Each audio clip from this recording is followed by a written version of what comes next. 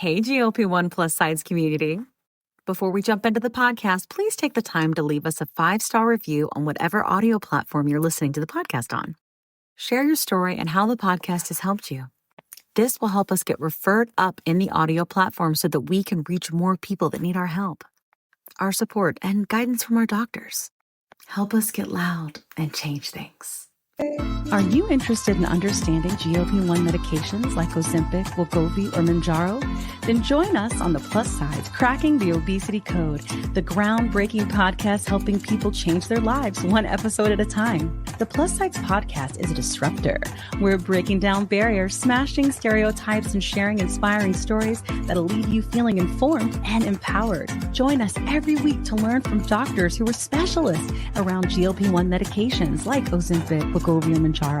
They'll provide you with science and facts to validate these incredible stories. But that's not all. We'll also bring you the voices of the GLP-1 Mounjaro TikTok community, real people who face the challenges of obesity-related diseases and disorders and discovered the incredible plus sides of GLP-1 medications. Our episodes are filled with heartwarming stories, laughter, and moments of triumph. You'll connect with our amazing community members who are reclaiming their health and experiencing their fullest lives. Are you ready to embark on a journey of discovery and empowerment? Tune in to the Plus Sides Cracking the Obesity Code, and together we'll change the narrative around obesity and end the stigma. Subscribe now on YouTube or your favorite podcast platform and join our incredible community. Let's celebrate the plus sides of life together, because every story deserves to be heard. Every life deserves to shine, and everyone deserves access to expert knowledge and medication. The Plus Sides Podcast. You're not alone. It's not your fault. Hey everyone, before we dive in, I really want to share something personal with you. About, I want to say like 8 to 10 months ago, after losing 100 pounds on GLP-1s and keeping it off for a long time, I started regaining out of nowhere, and I was terrified. But I also started having hot flashes and bouts of crying and snacky cravings and waking up at 3 a.m. unable to go back to sleep. It turns out I was in perimenopause. So I started hormone replacement therapy, which is also called HRT, through a telehealth called Winona that specializes in this. And it changed everything. And now I'm sleeping better. And my hot flashes are all but gone, thank God. And I feel like myself again. And it turns out that you can actually start perimenopause as early as 35. And well, I'm 46 and she's here. HRT has really come a long way, and there's just no need to suffer anymore. So if you're like this and you're in the same boat, you can check out buywinona.com and you can use the link in our link tree to save some money. Want the fastest working GLP-1? For half the price, Ro now offers FDA-approved weight loss injections cheaper, with results you can see faster. Lose 15% of your weight with the formula from Eli Lilly that hits not one, but 2 hormones to curb hunger and nausea. Weight loss faster, confidence higher, price cheaper. See if you qualify at ro.co/TV. Welcome. Are you going to dance? Okay. Yes, so I am. am. It's a dancing kind of day. What you mean? To the Plus Sides Podcast. Let's dance. Who's dancing with me? Look at you. Look at you, friends. That's the ATLien is dancing with me. Oh, my glasses. I haven't quite figured out the whole glasses with the mic, like with the headset and all this. I look like a Cocker Spaniel. I can't help it. I think it's because I got the whole money pieces in the front. You know what I mean? I don't know. It's like kind of crazy. I actually fixed my hair today. Oh, Lord. Okay. Listen, these are just the facts of life. I can't help it. Like, I've just got a lot of front hair. It's fine. I loved that show as a kid. We're all usually Gen X. It's called, facts of life. Yeah. Mm-hmm. All right. We're getting off. We're getting off. We are going getting on off a tangent. topic. Right. Going on a tangent, Kat. Going to France. Bring it home. Take it home. All right. Here we are. So if you're new here, this is called the Plus Sides Podcast, which you know, because reasons. But we're going to be talking today about maintaining weight loss on GLP-1 medications. So if you don't know anything about our podcast, we were born out of a TikTok community that takes GLP-1 medications for various reasons, for obesity, insulin resistance, PCOS, type 2 diabetes. And we have taken them to treat our health, which has then treated weight and caused us to lose weight. And we're all in just a really happy, good place. And we want to talk about it a lot. So we decided to make a podcast so that we could do that. My name's Kim, And I have, as of right now, 66 pounds. I kind of bounce back and forth. Yeah, Woo! go ahead. And I got 66 pounds and I'm still going strong, but I'm real happy, feeling real good. My numbers are really good. My A1C is at 4.9. It is a 4.9. Yes. Like what? Yeah. So I'm doing good. But anyway, yeah. So that's what we're here and we're talking about. We got kind of tired of the media taking our stories and testimonials and making them less than by snipping them and cutting them. So we really wanted to have a place where we could have some more long form content. And that is what this is. So welcome. Now, Kat, tell me about you. Yes, ma'am. I'm Kat. Oh gosh, I haven't started with my silliness. That's okay. This is our AT alien. Oh yeah. Our mascot. But he is princed out because that's how I live my life. Yep. You do. Kat showing her Prince shirt. You know, really I realize how much Prince stuff I've accumulated, but you know what? Since taking Mounjaro, a lot of things don't fit. But Kim, you're not going to get any of my Prince tees. They're all too big for me now, but that's okay. Yeah. I haven't even tried them on yet. They're all in the car because John got home and so Kat gave me a whole bunch of her clothes when we met, and I haven't even tried them on yet. But I think some of them will fit. We'll see how it goes. You know what I mean? Wish me well. And the sparkly stuff I gave her, I was a little bit sad because I love sparkles, but you know what? Well, you can buy new sparkles in smaller sizes. Yeah. That should be like a quote. New sparkly things in smaller sizes. New sparkly things and purple stuff. Is that what? Yeah. Yes. It's great. And smaller sizes. Exactly. Yes. Smaller sizes and sparkles. Yes. So tell us about you. Why are you here? What you doing? How you going? What's happening? So Mounjaro, this is fantastic. You know, I love fitness, and I'm here to say that it's not. Everyone says it's an easy drug to take. You know, hey, just sit on your tuchus. No, ma'am. No, I've always worked out. In fact, you know what? It was a little teeny weeny segue was going to come back home. So we found out today. Chalene Johnson quoted our podcast when we interviewed Rosie O'Donnell.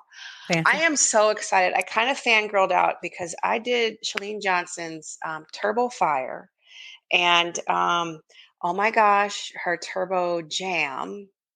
I did all of her Beachbody programs. So I did white knuckle before I got married. I white knuckled 40 pounds off of me. Before I got married. Hard. It was so hard. I white knuckled. And you know what? And working out twice a day because her the way she covered it was amazing because it's true. Like she said some people are never felt full. I never felt full. And sometimes when I would combat that because I was trying to still look great in my wedding dress was I would work out twice a day. And that was kind of like binge disorder. Like it's kind of purging when you're working out multiple times because you're just trying to get that deadline. But I'm saying there are a few pictures where I look nice and ripped right here in the chest.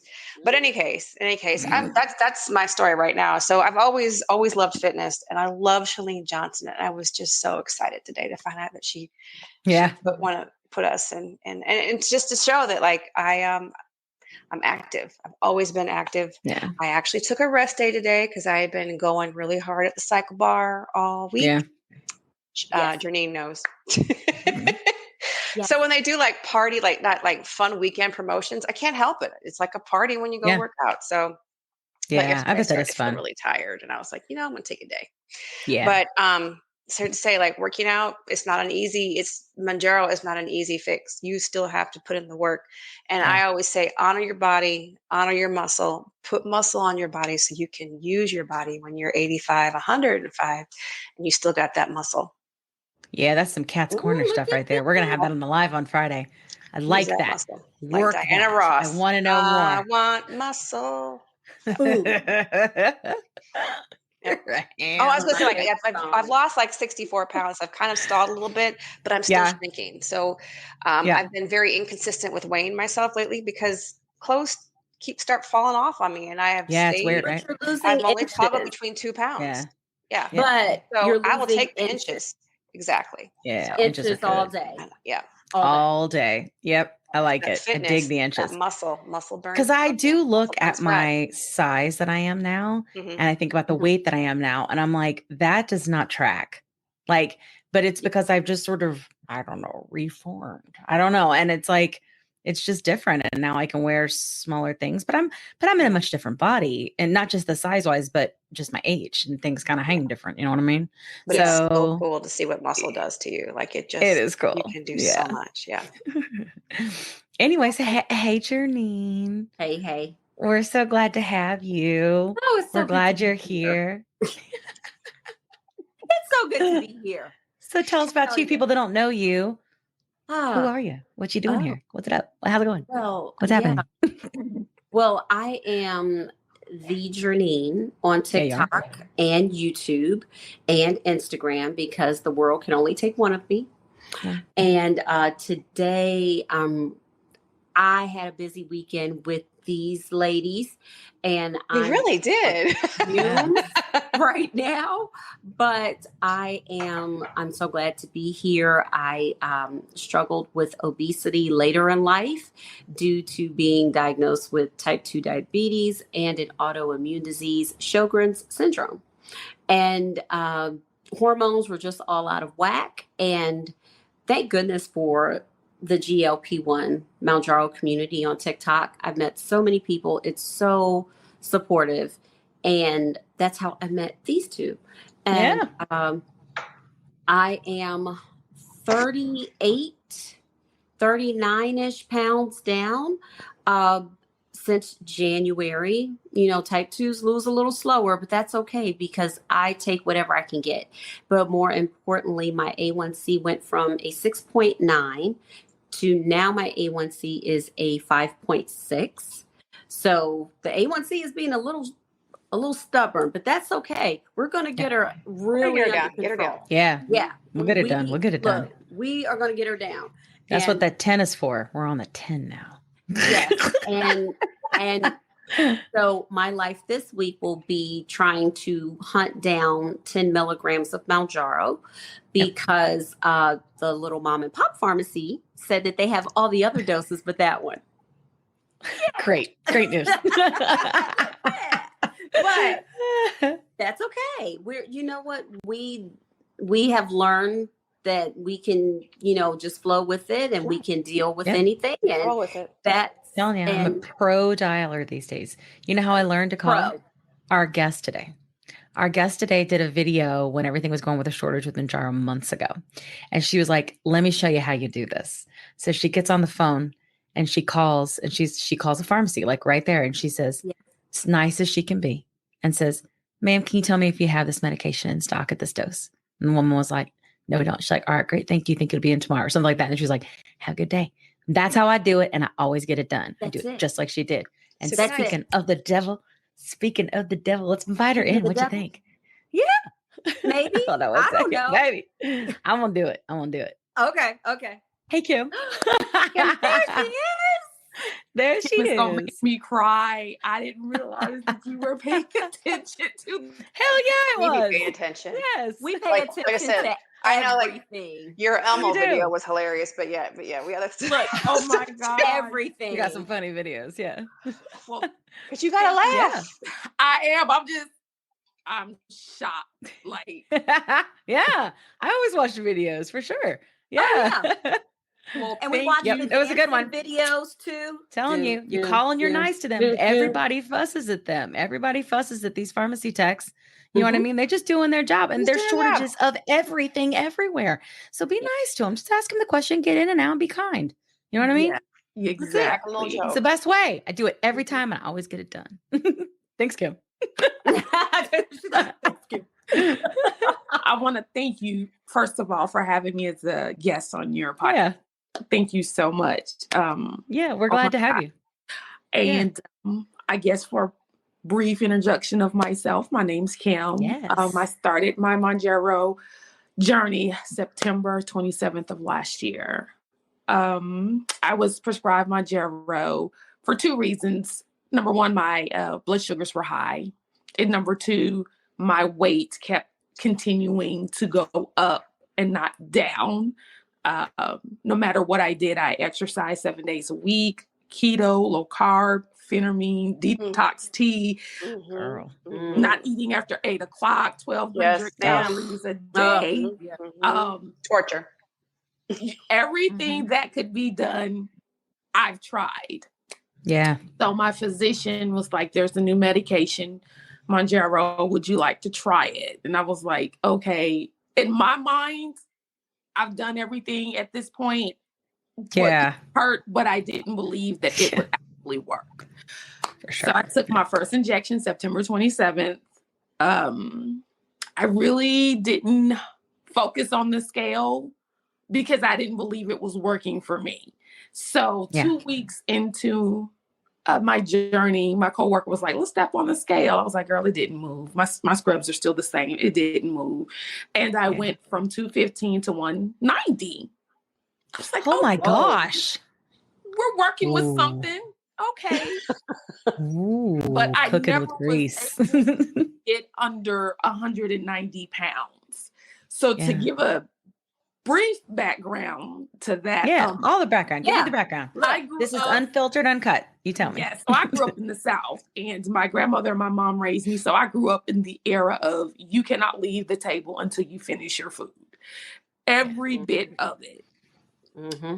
And then on top of that, I grew up where food was everything. Sad, we're going to eat. Mad, we're going to eat. Happy, we're going to eat. So I had a relationship with food. Like my family has a joke with me. Like if they'll tell you, if you want to see Kim get down, take her to a buffet. I will shut it down.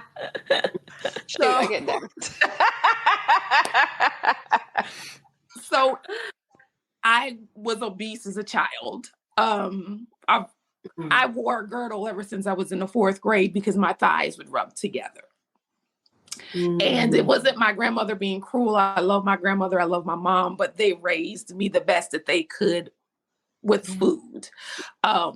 So high school, I lost a little bit of weight being athletic, but I still was that obese kid. I joined the military, and the overweight program in the Army is called the Fat Girl Program. Well, yeah, I've heard that. They call it the fat boy or the fat girl. No, I've heard it. Yeah, PHAT. Because So, oh my God, my brothers and they've told me. I mean, that's what they call the overweight program. Mm-hmm. So naturally, in basic training, I was in the Fat Girl program. So so I ate baked chicken, water, like they put me on a maybe 800 caloric diet. I couldn't eat rice, any carbs. So little side joke, I would take saltine crackers and eat them in the barracks because I was hungry. Yeah. So yes, that's the only time I really got down to 165, but I was still overweight by Army standards. Yeah, no, they're terrible. Yeah. So yes. I come from a military family. It's like, I mean, yeah. So throughout my military career, I agree. I always had to work out twice a day, regular PT and afterwards, because your promotion, PT, physical training, is a part of your promotion when you go to the promotion board. After I had my son, I had my 2 daughters, no problem. BJ was 10 pounds, 9 ounces. And my body said, whoa, things are going to stop. So the only thing that gave me saving grace was my age in the Army, honestly. So so it just was a struggle all my life with weight, even being in the military. So fast forward to today. Society tells you have to be a certain way, certain weight, certain curves. So when I started this journey, I was like, okay, I cried because I was like, this is it. This is it for me. And I knew it was it for me. So once I started losing weight, then I was like, okay, now I see that this medication is working. Let me put in the work with the medication. So I started walking 45 minutes a day and adding weights. It took me 4.5 months to reach goal, which I lost 65 pounds. That's impressive. Whoa. 65 pounds. I didn't do anything out of the ordinary. I just ate 6 smaller meals a day that I could eat on Mounjaro. So in the mornings, I would get an Herbalife shake. And I'm not saying diet culture, but it's a place that sells meal replacement shakes. That's the only thing I could have tolerated at the time. Then for a mid-morning breakfast snack, I had a scoop of peanut butter and a Premier shake. For lunch, I would have a protein, as much as I could eat, and a vegetable. And then for a mid-lunch snack, scoop of peanut butter and a protein shake. Then for dinner, I had a little bit of carbs. So once I reached maintenance, I went to my physician. There is no medical data out there for maintenance. So everybody is just winging it. So she was like, well, we could put you on 7.5 and you inject every 14, 21 days. That was so hard for me because I'm so used to injecting every week. So I was like, okay, let's go ahead and see how this is going to work. And at this time, I was looking for other options because I didn't know at that point in time where my journey was going to go with Mounjaro. I just knew that I did not want to give up on this medication. My A1C dropped from a 6.8 to a 5.7. So I was like, okay, it's helping my A1C. So that's where the type 2 diagnosis came in because my blood sugars were high. So now today, I just had my labs done last week. I am at a 5.2 ever first in my life. And I'm still maintaining. My weight ranges between 155, 157. I personally inject every 14 days. I did miss an injection. And I think I did a video on that. And when I tell you the food noise was real, I ate my dinner. This is real transparent. I want to cry. It was embarrassing, but I wanted to. You can tell us. I mean, we all get it. I ate my dinner, which was, I had steak, potatoes, and asparagus. I'll never forget this. 30 minutes later, I had 2 cheeseburgers, French fries, 20-piece nuggets, and a milkshake. Oh, did you freak out? In an hour. I would have freaked out, Kim. I was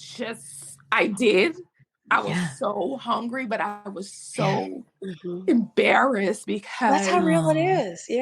I was just embarrassed that, you know, we get you. I didn't want to go back to that person just eating. So I spoke to Janine. So I forgot. I'd called Janine. Did you do your injection? I was like, no, I didn't do my injection. Don't you think you need to do your injection? That would be, I think so. So I did my injection. So now I write it down so I won't forget. And I just want to encourage people to not look at or focus on that scale because it's your worst enemy. For me, I had to look at my relationship with food. Food has been that person that never left me. Food has been there like a husband, my comforter. Yes, my security blanket. So if I could just help someone with that. And it's okay to say, okay, I fell off the bandwagon. Just don't stay there. Get back up. Yeah, totally. I'm sorry. And I think it makes sense too. Like, and I think it's good that you're saying it and being vulnerable and definitely sounds like you're giving yourself some grace, which is good because others will do that too, you know? But I think it makes sense. I mean, I do think there's this fear, right? Is if we get to that stage, right? And there's like maintenance is not the end, right? Like that's not the end of this journey. I wish it was, but it's not. And that's why we have to continue to support people in our community, no matter where they are in their journey, because technically it's never over because we all have a chronic disease. I mean, unfortunately you have 2, you know, so it's even harder. So, but it makes sense though. You stop taking your medicine at the level that you need and it doesn't work. And so everything starts to go in overdrive and your body thinks it's starving.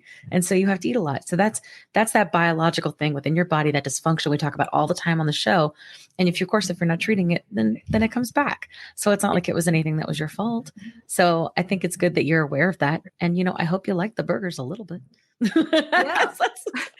I did. I mean, I hope there was a little bit of a it's just for me, it was, I get it. I couldn't get satisfied. I wasn't satisfied. Yes. That's where we used to Totally. be.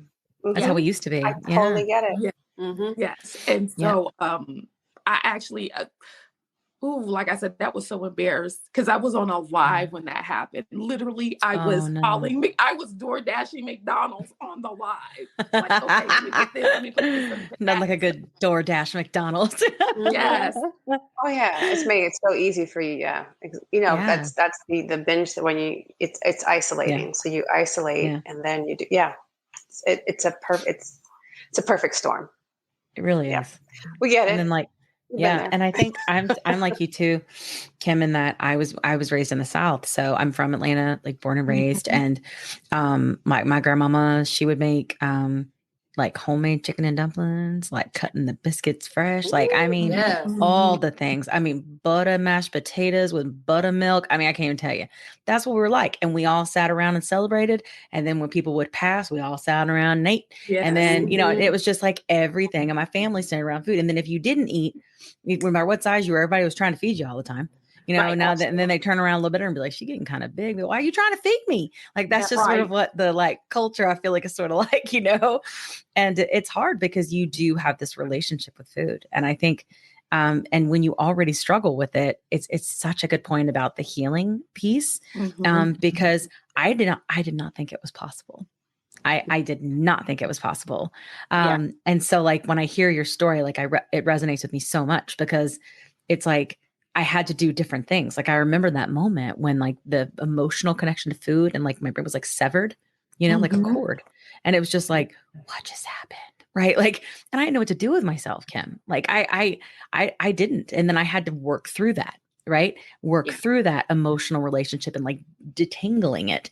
And I'm still doing it. Like it could take years. I don't know, but it's hard, you know? So, but I for sure have moments where I feel like that could happen to me too. And I bet a lot of our listeners do too. So thanks for sharing that. Yeah. You are absolutely welcome. And that's what I just want people to, on their journey. I had to, for me, learn to say, I've had enough. It's okay. Yeah. That's why they make to-go boxes. Yeah. And then I did not want to pass that along to my children, which my son kind of picked up my bad habit. So we're working on that with him. But it's okay to push the plate away and to say, okay, especially now on the flip side, losing so much weight, you have people, oh my gosh, you just look so sickly, da, da, da, da, da. But being overweight does not equate with being healthy. No. And I have to tell my grandmother that. I was like, Mama, I'm not healthy. You know, I was like, I'm not type 2. I have this issue because my kids call her Big Granny. Go figure. So, but I had to learn it's okay. I had to learn that it's okay if I only to eat when my body really needs it instead of when I want it. So true. Yeah. The whole like living to eat and not eating to live, like that's a big thing to unlearn. And I feel like I legitimately, did you guys ever, I mean, like Kat, did you ever think it would be possible to be like this? I did like not. to be I thought it able, was going to be permanent. I just thought I was going to have to white knuckle through. I thought it was my fault. I thought it was all my fault. You know, but I actually have a lot of control once things are like working right. You know what I mean? And I think that's what I always want people to know. Like I've had, and before we started, you know, we were talking about like, we're very blessed. We have a lovely sponsor, but we have some sponsors that I feel like have come and they're very diet culture and it doesn't sound like they're going to work on that piece. Right. And I feel like we have a responsibility to consider that, right? We don't want people that have been in like traumatic, you know, times with diet culture and stuff to have to go through that again. And we've said it's okay because they've advertised on our show, you know? So I think those are just like, those are things that are still out there, you know, and we have to think about it, you know? But yeah, I mean, this was so good. Thank you. I want to make sure you have plenty of room. Is there anything else that you wanted to share? No. Anything else about your story? Just don't quit. Don't quit. Yeah, don't quit. Give up. Don't give up. It's worth it. Yeah. Well, we would love for you to stay on with us. We do have Megan Wolf, who is a dietitian and is a lover of all things That's what she says. It's great. Wonderful. Of all things bariatric and weight loss and Yes. GLP-1 medications. Yes. And she's going to be on to talk with us. And if you'd like to hang with us, that'd be great because we can sort of talk about like what your diet looks like now and stuff like that. Right. Is that cool? You stay with us? Yes. Awesome. Okay. Yay. Hey, Megan. Hi, thanks for having me. You're a lover. Oh of my all gosh, things. I can't. Literally, I'm Lover. laughing because I can't tell you how many women are like, OMG, like it's just they're like I wait for you to say that because it's like I do. so over the top. I love it so much. I was like, But yep, it's true. like her. Like it literally, Yeah. it's true. Like it's not hyperbole. Like I really do like love all things bariatric medicine. Yeah. So happy to be That's here. awesome. Great. We're so happy to have you here too. Thank you. I have all the questions in the land for you. And I hope Kim's I have all the here. answers. I hope so. And like Kim's here and she's on she's on her journey. She's in the mainstays and she was just talking about. So we definitely want to like keep that in mind as we're answering questions because her experience is incredibly valid. And many people have felt that way. So we're going to go through and ask you, but people may not know you and know that you're a lover of these medicines. Lover, so yes. tell us what you do, and why, and what, why you love them. Let's start there.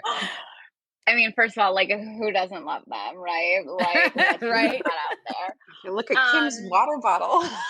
I know. Look at that. Kim has a Mounjaro water bottle. Anybody that's listening audience, Kim has a Mounjaro water bottle. It's a giant water bottle. It looks like the Mounjaro pen. It's awesome. It's amazing. So great. I'm going to hook you guys up. I promise I'm going to hook you guys up. All right. We're getting I like one. it. If we get a getting one. coupon code, audience, we will put it in the show notes. So if we get it, you can go and look on YouTube. Code. It's adorable. Yes. Go ahead. Sorry about that, Megan. We get No, sometimes. you're good. No, honestly, there are few things I love more than like a big water bottle. So like we all have to talk about the water bottle. Okay. My name is Megan Wolf. I've been a registered dietitian for about 10 years. I've always worked in the bariatric space. And I genuinely, I know we were laughing about my line about being a lover of all things bariatric medicine, but it's true because, bariatric surgery, bariatric medicine, whether that's, GLP-1 medication, whatever it is, along with diet and lifestyle changes it is what, it's the best thing we've ever had in this, in this space. And it changes people's lives in such a profound way. And I believe so strongly in the combination of therapeutics, as I like to call it. So whether you decide to have surgery, whether you decide to take medication, whether you decide to do both, whether you decide to do none of it, you do you, but nutrition plays such an important role in long-term success. Definitely. And true. And I talk about this a lot, and I believe this so profoundly. My heart goes out to people who do not have any sort of support system around this journey, because if you don't know what to do, it's an uphill battle, and it doesn't need to be. There are people who are able to help, and resources and communities like yours. There is like no shortage of support out there for people. So, this podcast is amazing. The community you all have created on, all the apps. It's all so good for people. So there is no better time to be in this space than right now. I really believe that. Yeah. I agree. Yeah, I think so too. I feel like science has really caught up. And, I think it's just a matter of the accessibility and affordability, right? Which is, that's the next phase. And that's what we're trying to do here too, right? Like we're trying to help people and we're trying to get loud so they know they're not alone. It's not their fault. They can go see their doctor. It's not the end. Whatever end they decided it was, like, it doesn't have to be that, it really doesn't. But now we got to get them more affordable and accessible, but that's the next thing. That's phase 2. Maybe phase And 8. I don't know. I'm working I on know, it. like phase, like 942. But Yeah, it's, right. it's also being here, talking about it, working to Yeah. break the stigma. It's like there is such an obesity bias. There's It's so so bad. much out there that is just, it's so unfair. And I'm moved because I always say this to people. It's like, no one would be like, don't get a hip replacement. Like, it's your Yeah. fault you have a bad hip. That's your Yes. fault. Just like figure out, what to do. That's your fault. Yeah. No one would say that. It's No. like utilizing any sort of medical intervention. No one should be shamed for that. No. And it's why I just feel so strongly that people need to understand, what options they have available to them. Yeah. My job as a dietitian, I always say, is to tell you what your options are. It's not my job to convince you to take medication, convince you to have surgery, convince you to eat a certain thing. Like, my job is to educate you. It's up to you to make the choice. But if you don't know what options are available to you, how can you make the best choice for yourself? So we have to talk about this more. Yeah, I agree. And I think the nutrition thing is really a big deal, especially in the beginning. Like, I feel like I didn't know what to eat, I was just like, to start, because I was so overwhelmed, I was like, I'm just going to eat less. You know what I mean? Like, that was it. That was like phase 1. Like, I was so diet cultured. That was like at the other end. I was like, I need to follow Weight Watchers. I need to do all these points when I'm on it. But you're right. It's either like one you kind of go end of the spectrum or the other. You're totally right. Yep. Yeah. Well, so I know you mentioned that you work with like bariatric patients too with nutrition, right? Yeah, I do. Well, how is like a diet for someone that's had bariatric surgery? How's that different than like someone who's taking a GLP-1, for example?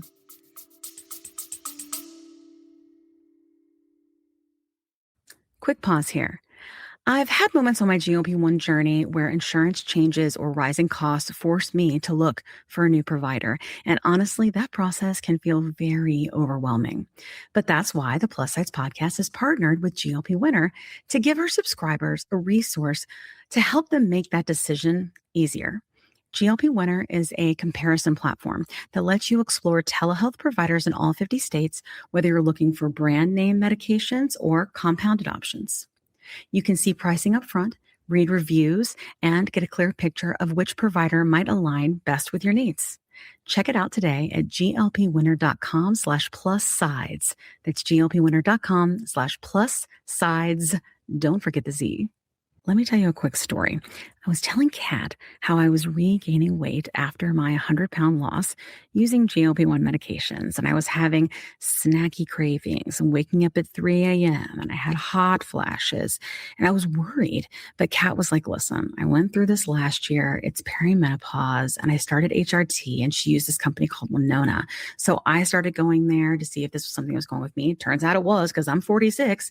And it's been amazing. It's taken a while to find the right dose, but once I did, it's just been huge. I've been sleeping. I feel more myself again, and the hot flashes are gone, which is, geez, really bad. So I will tell you, it's just been so big for me. And so I wanted to partner with them on the podcast because obviously many of our listeners are going through this same age range and definitely are having these issues. And there's just no need for you to suffer. So if you go to the link that's in our link tree, you can click on that and save money. If you go there and you meet all the criteria, and this might be something for you to try. So I just want to make sure you had this great resource because it's just been such a big difference for me and Kat. Again, you can go to the link in our link tree and get what you need.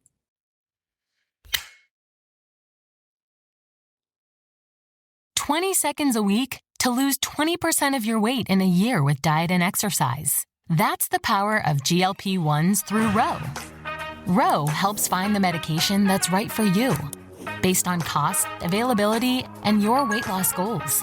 Losing weight with GLP-1s is possible through Ro.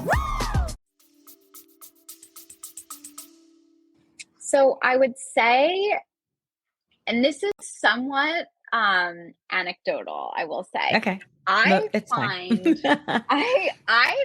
that people have more significant food aversions on a medication than they do after bariatric surgery. So interesting. So, there could be things where, like, I'm thinking of this one client that I have who honestly, it was like the thought of this one food was like too much for her. She was like, I can't even Yeah. think about it. It was really too much. So with bariatric surgery, I mean, there are many different forms of bariatric surgery, but most of them work through reducing the portion of food that you can eat, but they work very similarly. You know, medication is not so far removed from, you know, the mechanism of action. It's not the same. There's, you know, there's not the malabsorption that might be present in some of the surgeries, but, you know, a lot of the principles are actually quite similar. And I always say that good, healthy eating, like whether you're on a medication, whether you had surgery, whether you're a type 2 diabetic who's trying to control her blood sugar through diet and lifestyle modification, like a lot of those things look similar, because good, healthy eating, good nourishment, good balanced meals are going to help you. You know, obviously there are things that we can edit and change and tweak and, you know, help you to get to certain places, but a good diet can serve you, you know, through many different phases of this journey. Yeah. Oh, wow. Yeah. I think that's so true. Yeah. And then how is it different? Like, I mean, so, you know, and we'll kind of go into it a little bit more, but like, it looks different when someone gets to like a goal weight when they're on bariatric surgery and a goal weight, like where Kim is on GLP-1s, right? Like the food that you eat, right? Yeah. So like less protein and things like that. I mean, I would say protein is always sort of like the most important. Now, also, goal weights are going to change for people. Goal weights are different for people. The time that it took you to achieve your goal weight, your goal might, you know, maybe you had an initial goal weight and then, you know, you decided that it would, you know, it would be different. But typically, and, you know, obviously you should talk to your doctor and your dietitian about this, but thinking about it in terms of like, how can we live like this long term, right? To say, okay, well, I have to maintain my weight eating, you know, steamed chicken and steamed spinach, and that's it. That's a hard place to be. So how can we be reasonable about this? How can we add more to your plate? What can we do to make sure that you can actually maintain this weight? What does your lifestyle look like? So I actually, and you know, what Kim was saying is very true. There's limited data on maintenance and sort of like where the clinical recommendations are. But I always like to think about it in terms of like, if you're at a good weight, A1C, like whatever your marker is, if you're here and you're happy, what can we do to make sure that it's sustainable for you? And maybe that means more fat. Maybe that means more fiber-rich foods. Maybe that means different proteins. Maybe that means, you know, tweaking a snack here and there, but it has to be sustainable. Yeah. That's sustainable. The name of the game. That is the key word. And that's what my doctor said to me. She said, you can reach a goal weight, but will that weight be sustainable? Will you have a good quality of life when you reach that goal weight? But we, you know, in the GLP-1 community, and I think all of us can attest that when we do, you know, lives on TikTok, one of the most asked questions is, why is it so important to eat protein during a weight loss journey? So I will say I like to say protein is queen, not protein is king. Cause like, I mean, protein is queen. Protein is queen. I like it. I mean, I could quote a Taylor Swift lyric, but I don't know like what the rating is on here. So I'm just gonna, I'm not gonna do it, but I think you can all kind of pick up what I'm putting down. I'm a music nerd. I love it. Go ahead. Yeah. Okay. So, protein really is the most important, whether you're trying to lose weight and especially if you're trying to maintain your weight, because Interesting. protein is the most satiating nutrient, meaning you're going to feel the fullest from eating protein.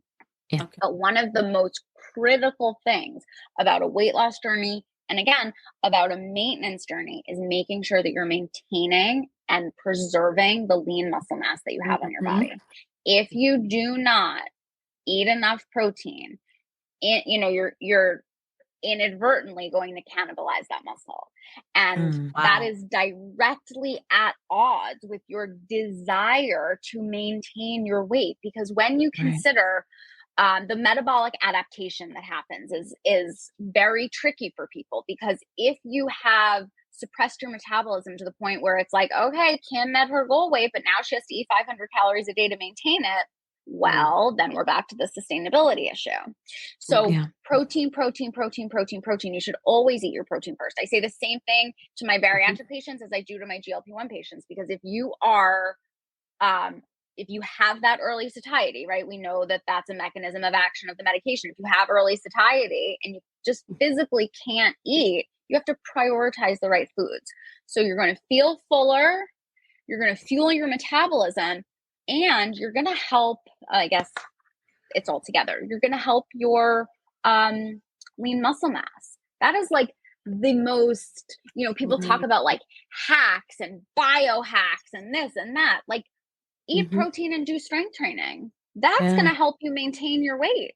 Yeah. And there's such a focus on diet, and I understand why. And I mean, I have a master's degree in clinical nutrition. Like, I literally talk about food all day long, but, and I love it, but we can't forget this other piece of the puzzle. And for so many women, bone health is important. Frame health is important. We have to worry about these things. This is not just like, okay, I'll lose the weight and then what? Right? So focusing on the protein so that you're full, because no one wants to say like, oh yeah, I've been hungry, for 6 months and stopping, my weight loss phase or whatever, however you want to phrase it. But I do just also want to mention just something that someone was saying earlier. I always call this like bariatric surgery or, bariatric medicine. I don't love talking about it in terms of weight loss, because that's only a part of the journey. If you say I had weight loss surgery or I'm taking a weight loss medication, I understand why people say that, and they're not wrong. This is just, as I said, I talk about this all day long, so I have lots of time to think about it.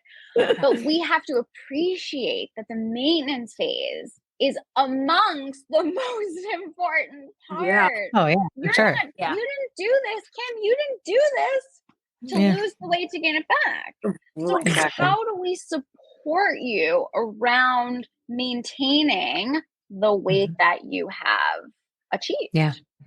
Totally. Yeah. Yeah. Wow. Look, wow. But when you think about it, that really is the most important part. And you said something, Megan, that was confirmation. My doctor said during one of my visits, she said, make sure that you eat your protein first. She didn't tell me why, but she said, make sure you eat your protein first. And I'm like, okay. And I just always, eat my protein first. I like do my best. I mean, sometimes I may eat like the mashed potato first, maybe a couple bites. Love me some mashed potato. Right. I mean, you know what? Not to just divert, but you could take that Devotion buttery blend protein powder and sprinkle it on your I'll talk about that. I'll tell you. Devotion is so great. So good. Look, I see what you did there, Kat. I see what you did. I was working on the protein too. Yes, but no, thank you for explaining that. And I guess our next question is, how can someone calculate the correct amount of protein to like intake daily for healthy and sustainable weight loss? I get that question all the time. How much protein do I need to have every day? Good question. So this, we have tons of calculations in the nutrition world for how to find this number. I think a good kind of range, just without knowing anything about anyone, is between 60 to 90 grams. That tends to be like 60 to 80, 60 to 90, a range that people hear a lot. But if you want to kind of go a step further and find out for yourself, one frequently used calculation is to take your body weight in kilograms. So you take your body weight in pounds and divide it by 2.2. That's how you convert pounds to kilograms. And then you multiply that anywhere from 1 to 2. So 150 pound woman, so you take 150 and you divide it by 2.2 is 68. So, that's kind of like right in that lower range. And if you multiply that by 2, your range would be from 68 to 136. Most people are not going to be able to eat 136 grams of protein, right? Like, I can probably swing 90. I can do 90. Yeah. I like to tell people 20 to 30 grams per meal is a good barometer for kind of like a goal, because remember, you're not just eating, hopefully not one meal a day. You're not just eating fiber, or you're not just eating protein, or you're not just eating fat. It's like we have to explain to people, like, what does that actually mean? Yeah, I can tell you to eat 90 grams of protein, but if I don't help you to understand, like, what's that going to look like, then it's sort of just like in the ether, just like, this suggestion, which is why I think when I always try with my clients to explain to them, like, this is why I think this is going to work for you. This is why I think this suggestion is really better for you. Yeah. I had a new client who just started, and we were kind of talking about a couple things. And I was like, I don't think this situation that, she was explaining, I was like, I don't think that's really going to work for you. She's a mom. She works. She has 2 kids. She's running here. She's running there. Like, that lifestyle, right? You have to understand what your own lifestyle is. But it's helpful when someone explains to you the reason behind something, right? Just so that you can really empower yourself too, to understand, like, yes, that's amazing that you're eating the protein first. I'm eating the protein first, so I stay full, so I can, preserve the lean muscle mass that I have, so I can work to build more muscle mass, so I can, when you have limited amount of space, you have to prioritize the, certain foods first. Yeah. That makes sense. When I first, this has been quite the journey. Like, I've got still a lot of weight to lose, but I remember I had my first meeting with the dietitian, and I was terrified it was going to be someone that was not a lover of these medications. and I was very defensive. And I went into, I'd never met with a nutritionist before because of, diet culture and all the things, right? And all the blame and all the land. And I went into it, and I was telling her, hey, listen, I'm actually really struggling with food aversion, and not just like a particular meal, like all food. And I really want to eat, and I really need to eat. And I'm really, really struggling. How do I do this? And she was like, well, what's one of your favorite things? And I was like, well, this thing I learned from the bariatric community, it's like, this rotisserie chicken and cheese and Greek yogurt. And I serve it over green beans, and I really like it. That's the one thing I feel like I like a lot. And she's like, that sounds great. And she goes, are you eating your protein first? And I was like, yes. And she goes, okay, so in your case, we're not going to do that anymore. She's like, for right now, because we're expanding your palate and because we need you to get enough nutrients in you, that protein is filling you up sooner. So let's get the vegetables in you first, and then we're going to circle back to the protein. But that's the whole thing you said, right? Is she explained it to me. She told me why that made sense for me and my situation. And it did make sense. And I did change it, and it helped a lot, So, and then I started losing weight, and then I had less food aversion, and all those things kind of, balanced out. But I think that's part of this medication. It's something that a lot of people feel is just not interested in food at all. And then almost to the point where it's not even like the not interested. It's almost like you can have that, right? Where you're just kind of like, I could take it or leave it. And then, which is kind of what I feel like on Mounjaro, and then when I was on Wegovy, I feel like it was way more like, I don't want anything, and that was I think that's why the Mounjaro works better for me, is because I'm able to eat. And it's just the side effect profile thing is a little bit better, but it's a good, when I started with her, the first thing I said was, listen, I was like, I'm trying to come to you with an open mind, but I want to be clear. I don't plan on ever being off these medications, or at least something like it, that whatever they decide in 10 years is the best practice. So like, you talk to me from that place, I hear you, you know? And she was like, all right. And I was like, okay. So, you know, like if you can find the ones like you, right, that are willing to have those conversations and willing to like let a patient, I think, advocate for himself, it's a really big deal, you know?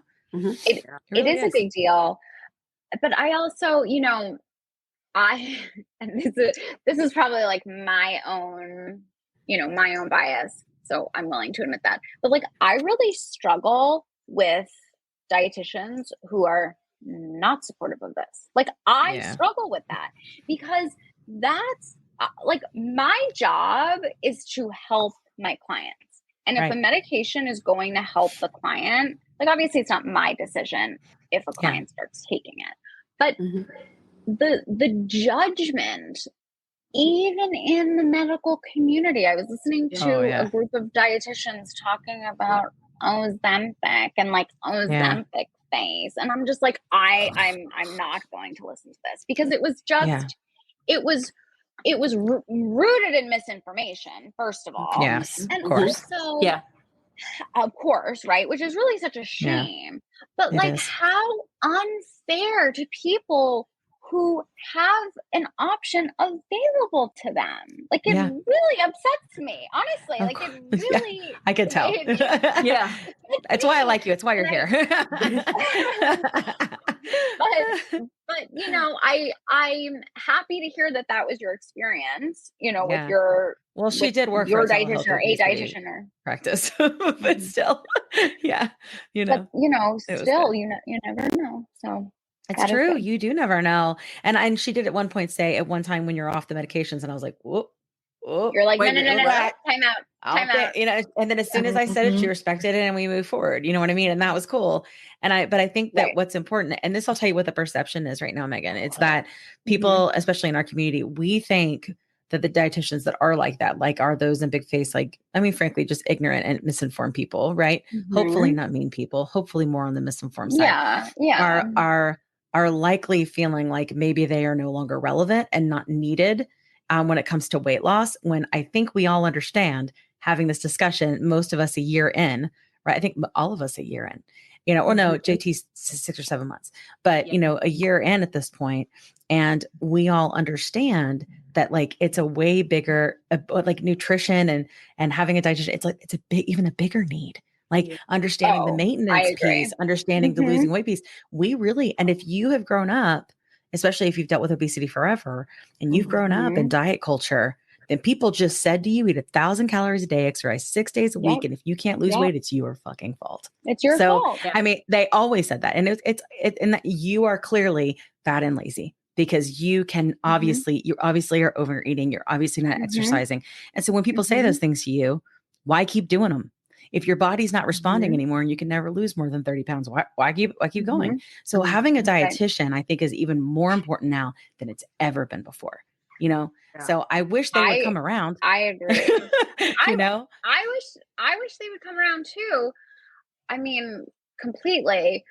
But I also think that, I mean, you might be right? You might be 100% right that they're, you know, people are feeling threatened by the potency, shall we say, of just how effective these medications are, right? The triple G, like the triple G, I mean, but again, it's like, that's kind of what I was saying at the beginning. Like, this is the best time. Like, we are immersed in so much science. Like, this is amazing. Yeah. But to your point, I think one thing that I have, you know, seen, and I have clients who have friends on the medication who will say this, you can lose weight having bariatric surgery or taking these medications without making significant lifestyle changes and dietary changes up to a certain point, right? Right. To a certain point.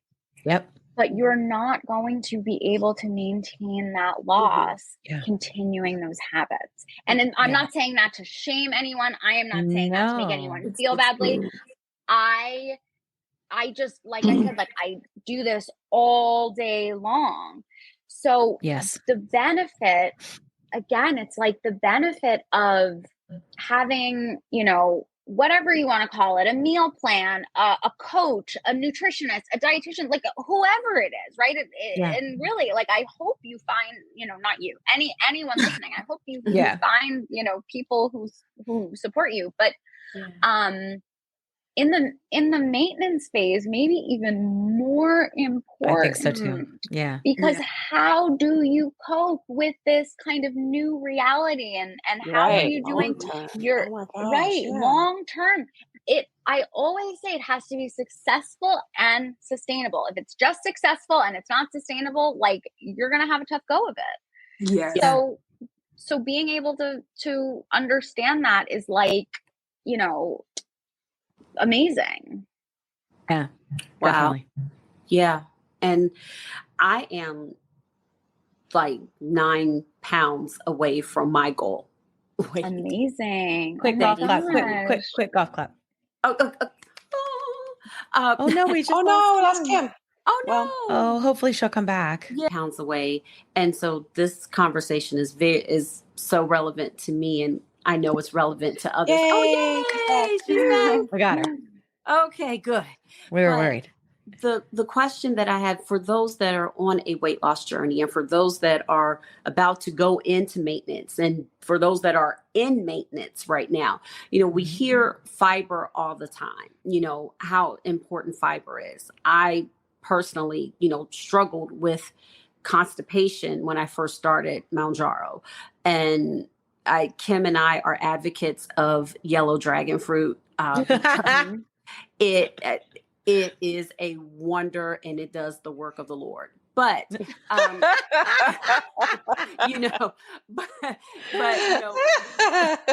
we all hear that fiber is important to relieve constipation. So why is it so important for those on GLP-1, medications, and how much fiber should we be taking in per day? So women need around 25 grams of fiber a day. Men need around 38 grams of fiber a day. Most Americans are getting, a minuscule amount. So fiber is found in fruits and vegetables, nuts and seeds, and whole grains. Not to go back to protein is queen, but I did post something today. I said protein is queen and fiber is a princess. Okay. So okay. So she's like right beneath protein in the importance level here. Fiber is filling.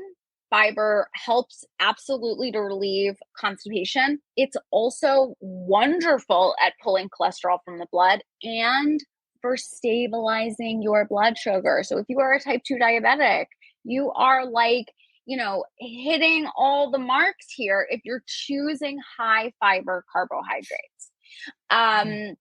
Most people are not going to get enough fiber. So focusing when you're eating vegetables, choosing high fiber vegetables. When you're eating fruit, choosing high fiber fruits. There's high fiber bread, high fiber pasta, high fiber crackers. I mean, it's endless in terms of possibilities, but it should not be underestimated how beneficial it is in terms of weight loss, in terms of, again, blood sugar control. It's also filling. There's a reason why fiber is so filling, and it swells in your stomach. So just the way it works, it's stripped out in the processing of, let's say, I don't know, white bread, white rice, whatever it is.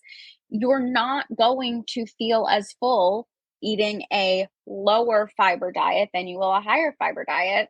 And although we do have early satiety, we do know, our medications are working to help with earlier satiety. You could still eat, you can eat certain foods and kind of get around that. So along with the fiber for constipation is physical activity. I like to say it's like I wish that I could have like a word, but it's just the letter, the sounds of the letters. It's fiber, physical activity, and fluid to help with your constipation. Yeah, right, exactly. I'm like, I I need to hire like a copywriter to like come up with some sort of like, you know, better thing for that, because that's not my thing.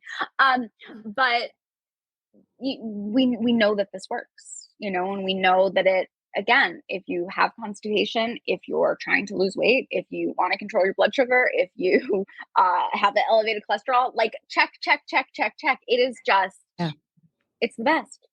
And it's crunchy. Awesome. It's crunchy. Like, in case you weren't sold. Right. And one more thing, that's something like I always say, like, no one is, you know, changing her diet and is like, oh, do I miss brothy soup? Like, oh my God, I've been craving just like some, you know, chicken stock.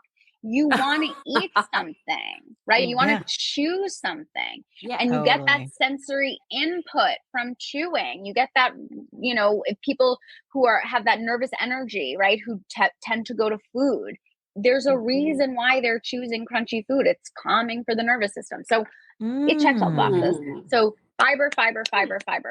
That's also why and this is an unpopular opinion, I will say.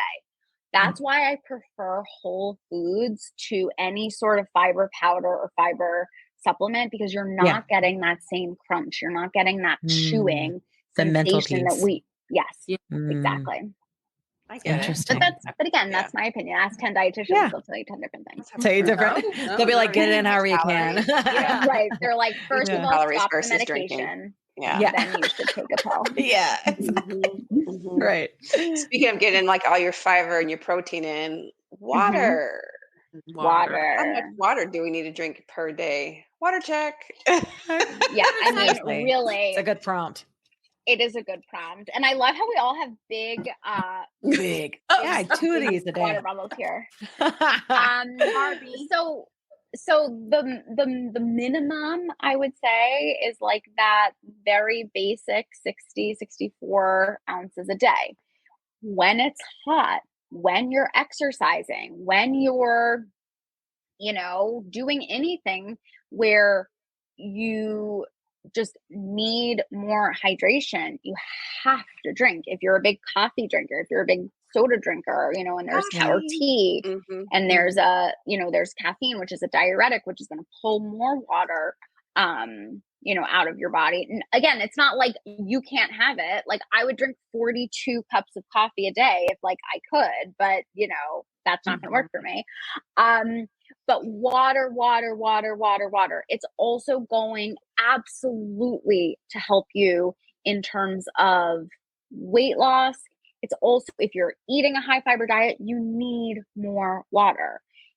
People sometimes, I think, again, this goes back to the why. Like, why do I need water? Why do I need fiber? How do they work together? If you're upping your fiber and not upping your water, it's actually going to worsen your constipation. So that's not what we're trying to do, right? If someone doesn't understand the correlation between and the importance between the two of them, she's going to have a harder time.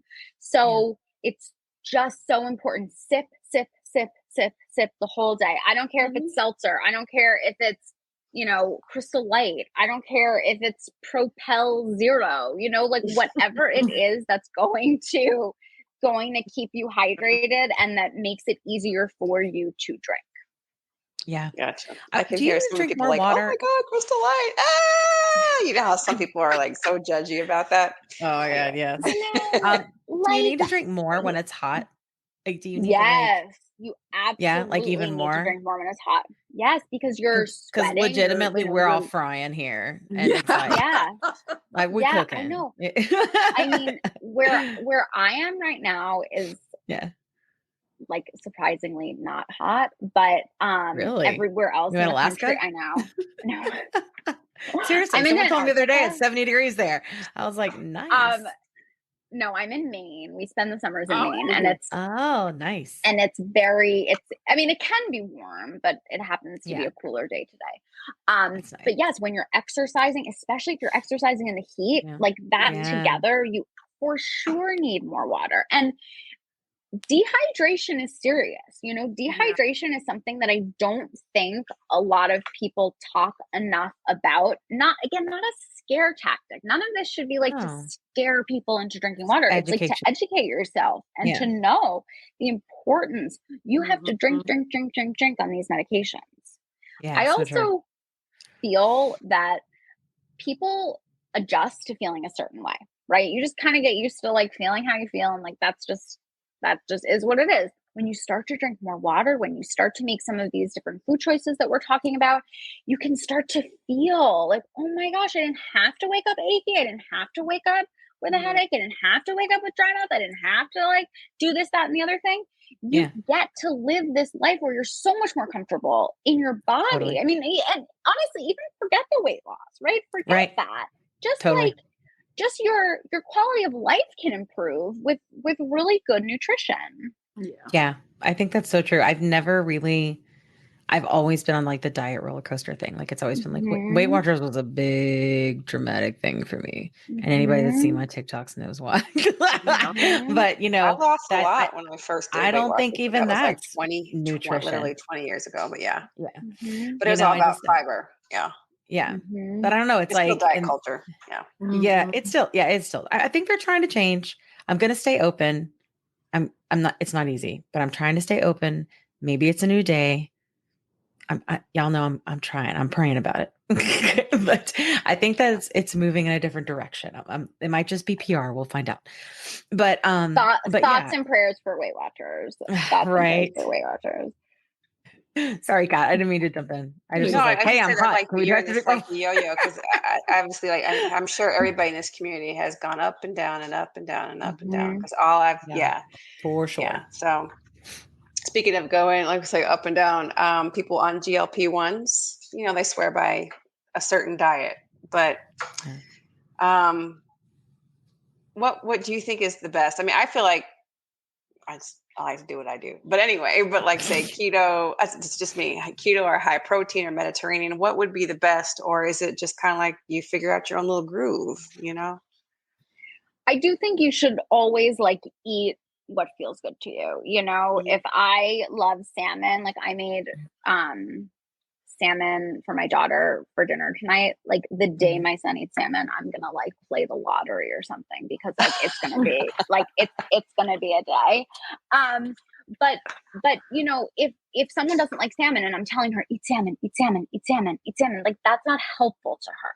So you should always eat in a manner that makes you feel good. With that being said, there is no better data on long-term lifestyle and health related eating patterns as there is with the Mediterranean diet, because it is inclusive of and that's really what I teach my clients. I mean, it is what it is, you know, it is the Mediterranean diet, but I don't say per se, like follow the Mediterranean diet when you're on the medication, follow the Mediterranean diet when you're recovering from surgery. But the Mediterranean diet does have it is higher protein. The carbs are typically whole grain, lots of fruits and vegetables. But what I love most about the Mediterranean diet and what I teach my clients is the fat is literally what will set you free. Because if you are eating low fat, low carb, low sugar, low calorie, low, like you're going to be, you know, you're hungry, hungry, sad, you know, miserable, irritable. Like, let's just like keep going, right? You're not, it's not going to work for you. Eating fat is so liberating to so many people. Like, who doesn't want to put olive oil on their food? I've learned to love olive oil so much. Oh my gosh. Everything. Yeah, I eat so much olive oil now.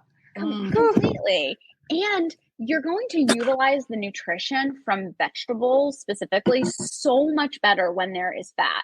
So I have a program where I deliver like a master class every month, and we were today's master class I was talking about like the bariatric plate method, but like anyone can use this plate method. And I was saying, like, you know, you have a head, you can use it. Like anyone can use it. And I was saying, like, let's just say broccoli, for example. Like, who wants to eat steamed broccoli when you can eat roasted broccoli with some fat on it? Like, you're going to utilize and metabolize those nutrients so much better. Yeah. But also it's going to taste better. And I feel like the fat component of the Mediterranean diet allows you to feel like you are not depriving yourself. Yeah, like, there is that's a nothing big worse thing. in my mind than being on a low carb, low calorie, low sugar, low fat diet. Like, misery.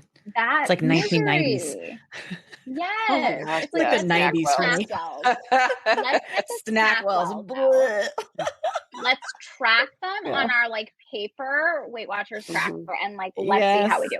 Like, that's remember, like that's no fun. And so the addition of fat, also fat helps with satiety, meaning your fullness. Now we do have to be careful because on GLP-1 medications, there is delayed gastric emptying. That's going to continue to delay the gastric emptying, but we're not talking about eating like 49 avocados at lunch. Like, we're talking about a portion that's going to taste delicious, help you to metabolize the nutrition, and help you to lose weight.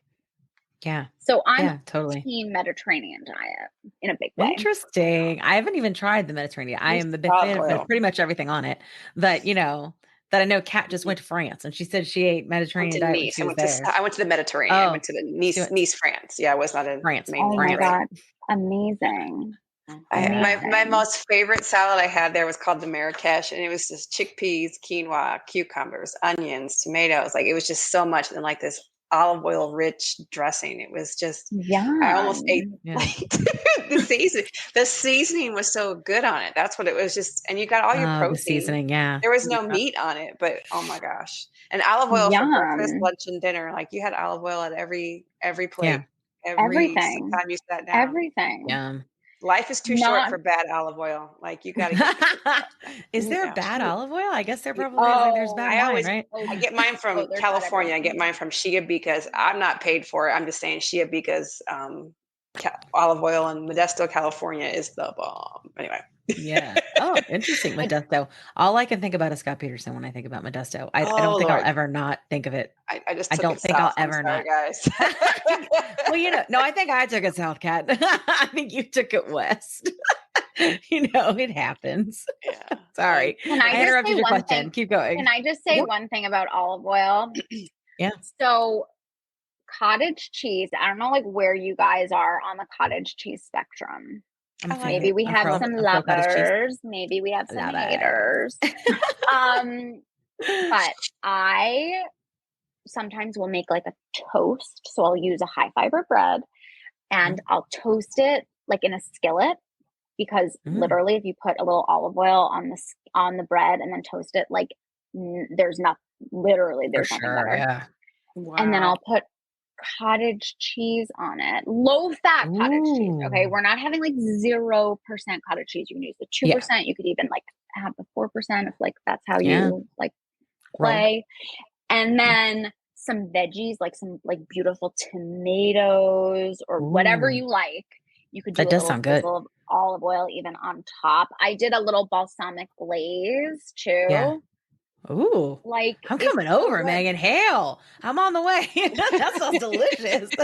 Get on a plane. Come to Maine. You're in Maine. I'm on my way. That's on my bucket list. I want to go to Portland. Oh my God. It is the best. It is literally the best. And we live in New York City normally. So this is like, for my kids, like, it's like just the best. It's the best. That's awesome.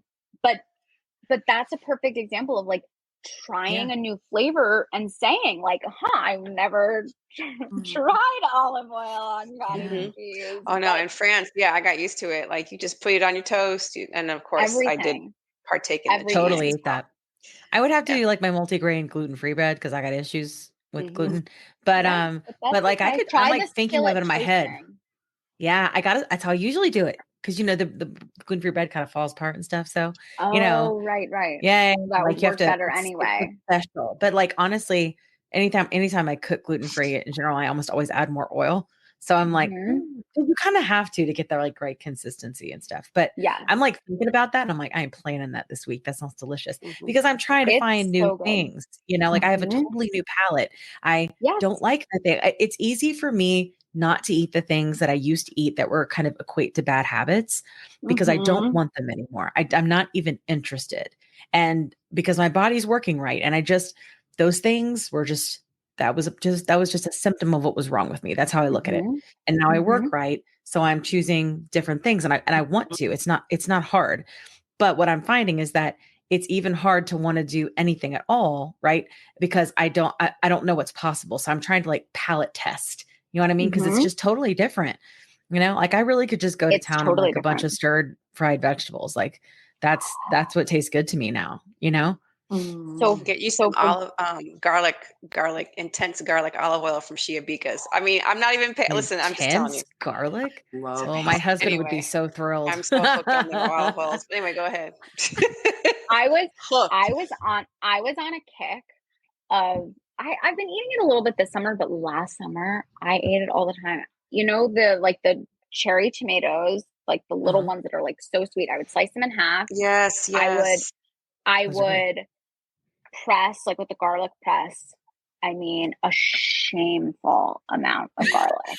You olive oil. You season garlic with your heart, I mean, my husband was like, "You're a vampire. You need to your heart. We need to be like in separate rooms."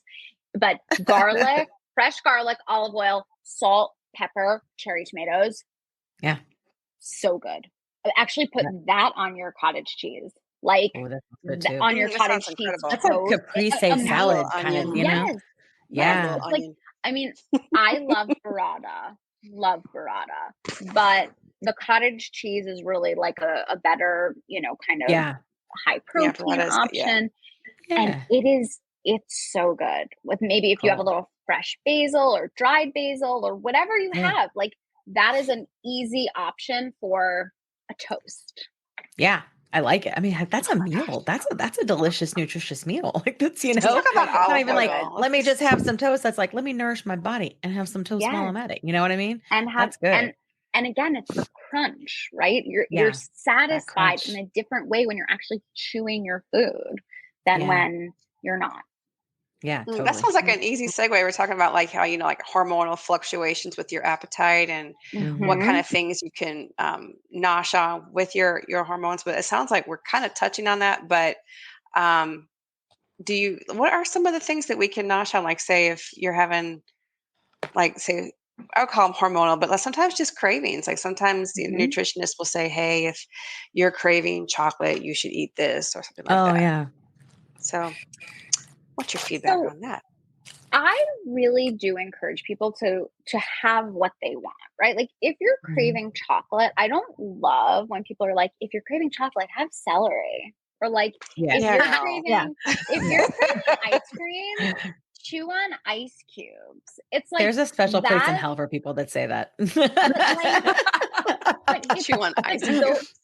But like literally, like those are the suggestions that I'm like, you have clearly never, ever dealt with any of this personally, right? Yeah, if you are reasonably suggesting that someone who like loves Cheetos at midnight should like eat baby carrots, because it's like, no, that's not Thank you, same. Megan. Thank you for being realistic, for God's sakes. But it's like either way. When people say things like that, I'm just like, I can't. I can't with that. So I can't.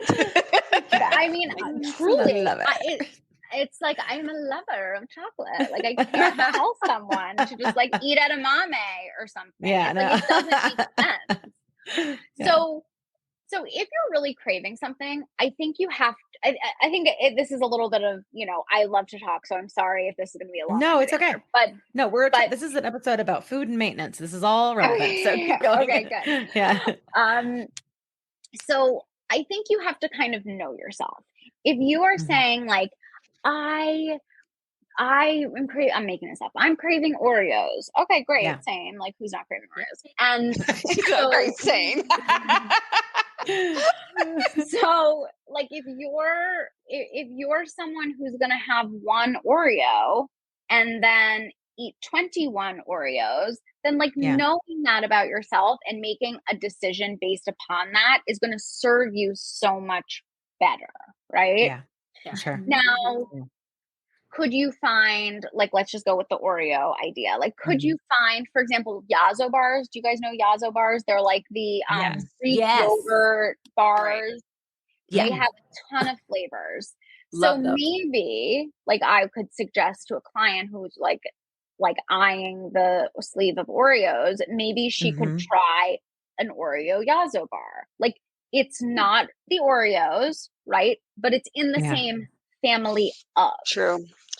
Yeah, because sometimes what happens, and you know, I'm sure we've all been there. It's like, what I really want is like my kryptonite is hint of lime Tostitos. Okay. So those are good. I mean, those are so good, right? I'm like, theirs are good. I'm not that dietitian who's like, I don't eat that. It's like, you have to like, you're like, there's going to be, right. But there are dietitians who are like, it's not organic. It's like, I don't care. Like, it's like, but really, like, that's how so many people are. So, so back now, I don't even remember what I was saying. Oh, the hint of lime Tostitos. It's like, you have to understand your behavior. So if you want hint of lime Tostitos, and instead of eating that, because you want to be good, right? You don't want to be bad and have the hint of lime Tostitos. You have, 12 cashews, and then you have 4 string cheeses, and then you have, a hot chocolate, and then you have a sugar-free popsicle, and then you have, it's like by the time you could just have that slice. Just have what you want, right? But totally. But again, you have to know yourself, right? And it's like, again, we're not talking about eating maybe some of these things like all day, every day. Yeah, for sure. There is something to like having a craving, eating it, and then moving on. Yeah. That is a skill that we have many people who have, struggled with this for their entire life. That's a habit that has to be honed and developed, because most of us, most of us don't do that, right? Just kind of.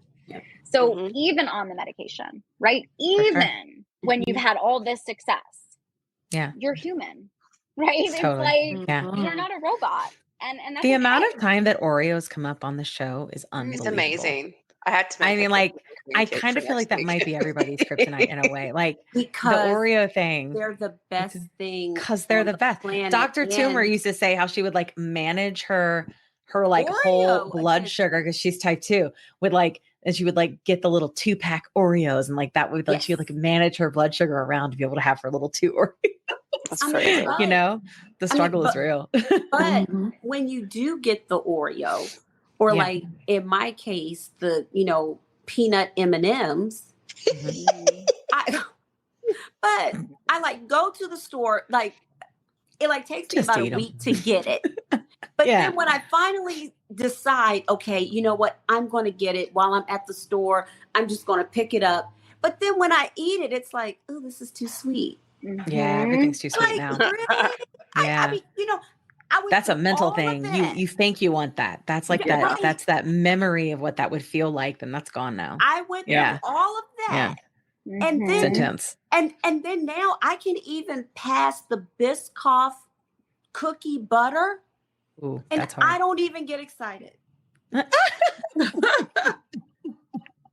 a big deal. Oh my gosh. We could have a whole segment about cookies alone. I'm telling you. I could eat that out the jar.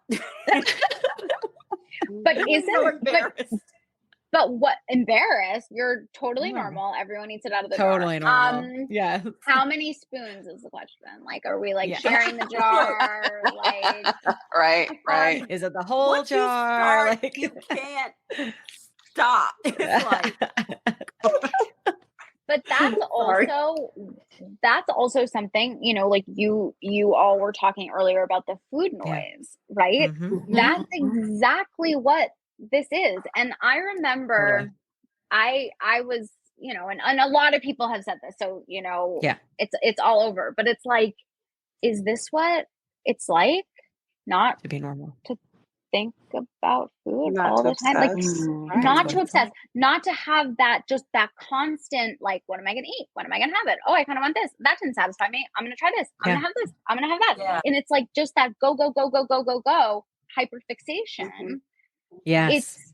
It's eye-opening to think some people don't experience that, right? Yeah, there's so many people that don't. It's crazy. Like, I think, I mean, I think we all agree. Like, if you were to ask everyone in our community, I think every single person, the one thing they would say is the best side effect or benefit of these medications, right? That isn't like on the label is the food noise thing. Like having anything where the fact that we don't, like, just what Kim was saying, right? When she was talking about how her medication was wearing off, she's in the middle of maintenance, forgot her shot, and then she ate a bunch of things and didn't even quite really realize it. She was just really, really hungry, but that constant noise, that it is amazing how loud that is. It blows my mind. And when it turned off, I thought I was having a stroke. Like, it blows my mind. But you're right. There are so many people, because I know I've had conversations with people before, like, don't you have cravings? Don't you? They're still like, when I do, I eat the thing, you know what I mean? And it's just because their body works like it's supposed to, Right. And now that mine does, I don't do any of that anymore. I don't even have to try. Like, I'm like how they are, It's crazy. It's awesome. It's amazing. It's amazing. Apparently, we started a whole podcast about it because it's amazing. That's how good it is. A little bit of that, a little bit of nutrition, a little bit of movement and exercise. It's a good salad. But I'm glad remember. Yeah, go ahead. Talking about maintenance, because I never thought I would be even considering maintenance, just crossing 6 months. I never thought in my wildest dreams. And I remember, getting on TikTok, and I remember Kim being one of the first creators that I saw. And I was just like, okay. And then Kim Carlos being that, and I was just following everybody. And now it's another phase of the journey that it's mental, because now, and Kim, and I'm not sure if you dealt with this, and Megan, with the food, we have been so used to saying, well, deficits, cut it out. Calorie deficits. And now it's where many still have that mindset, because it's nothing wrong with them, but that's what you're used to. And now we're learning, if you don't eat with these medications, even on I'm like trying to lose, the medications won't work. Or like in maintenance, well, what do you do when you don't really want to lose anymore?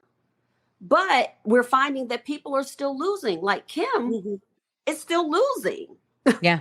I mean, like, what do you do? And I talked to Kim earlier. I'm like, and I touched with it on Kat a little bit too. It's just so mental. And Kim, I'm not sure what, like, you can speak on that, of like, maintenance is more mental to me now, because I'm 9 pounds away. And every week, the closer I get to my goal, I'm happy. But a little part of me is like, weird. What's going to happen next? Right. Yeah.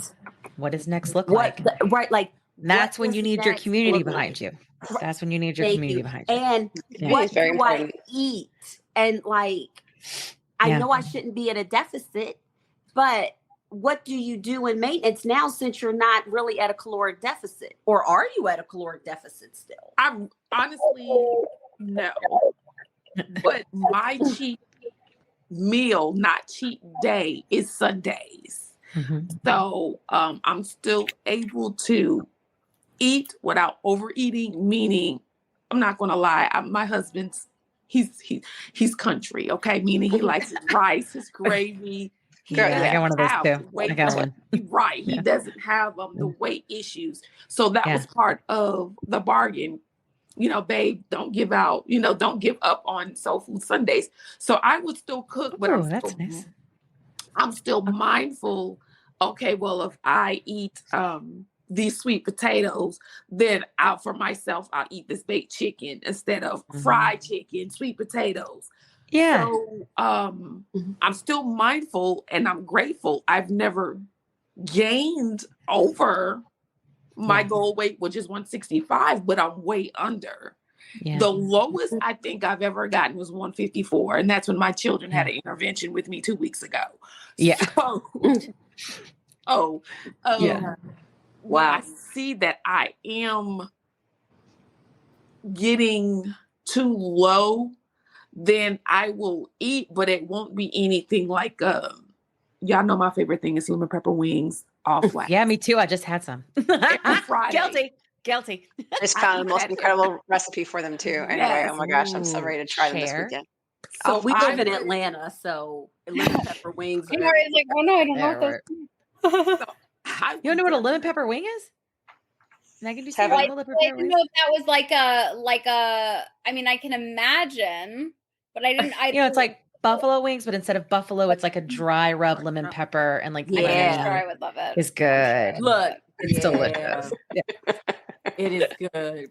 But I mean, that's my indulgence for me. That's your indulgence, right? Yeah. Okay. Yeah. Okay. But I don't. It's like 10 piece from Wingstop. Yeah. But it's like I do watch myself more so on the weekend of what I'm eating. Right. So that goes back to what Megan says. I'm being conscious of what I'm eating because I don't want to develop the habit of, okay, I'm taking this medication and I can eat what I want and I'm not going to gain the weight back. I don't want to go back into old habits, but I do have that cheat meal because a lot of people like a cheat day. I have a cheat meal where I don't feel guilty, which is my Sunday meals. And that worked for me to maintain. Yes. Yeah. I hate that we even have to think about it that way, though. Oh, sorry, Megan. I was thinking, I hate that we even have to call it a cheat meal because it's so diet culture, Kim. Like, you know what I mean? Like I think the exact same way. And and like when I had my wings today, but let me just tell you something. When I eat on my medicine, when I feed my body, I lose my weight. When I don't eat, I don't lose weight. I have to eat to lose weight. And my body likes wings. And it eats it like once every couple of weeks. And my body's like, hell yeah, giving us the food. We're going to drop some weight today. They like, Mounjaro like it, but I hate that we have to think about it that way. I don't know. You just need the food to make it work, like your body needs food. I do think though, I do think that comes back to the medication being glucose dependent. So because people are always like, I'm worried about, like low sugar on the medication. It's like, I mean, certainly like, again, like you should always work with your doctor. You should always, like talk to your providers and feel really good about that.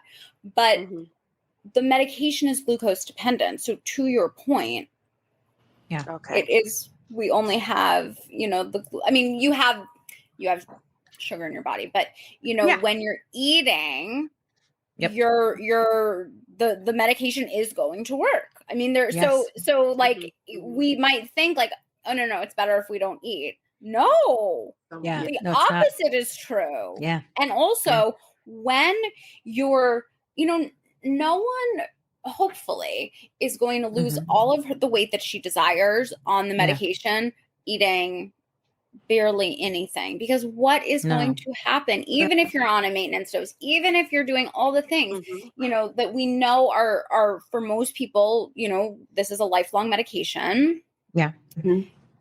That's you're not gonna be able to sustain not eating. Yeah. So true. It's right. I was with my girlfriends at lunch the other day and my friend Falana, probably shouldn't have said her name on the thing. My friend Falana, is type 2. Hey, P-Dub. Kat's friend too.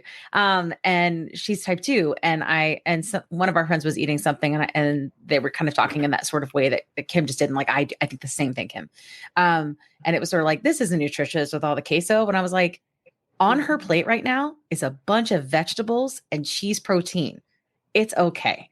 Like, and she didn't even eat a big lunch. Like, just because you have a chronic disease does not mean you don't get to enjoy your life. Exactly. Oh my God, and I think, and Falana, like she's watching, but Falana was like, hell yeah, because Falana's been type 2 for a really long time, and she just started Ozempic, so I'm airing her business.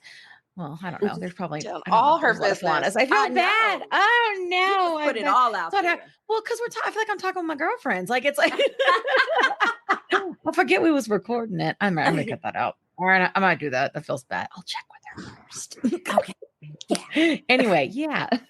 So yeah, I think that's important. Just because you're sick does not mean you do not get to have a rich, full life. Everybody else is able to have moments and have meals and have special Sundays where they get to have that and be with their family and friends. And there can be love and feeling around food.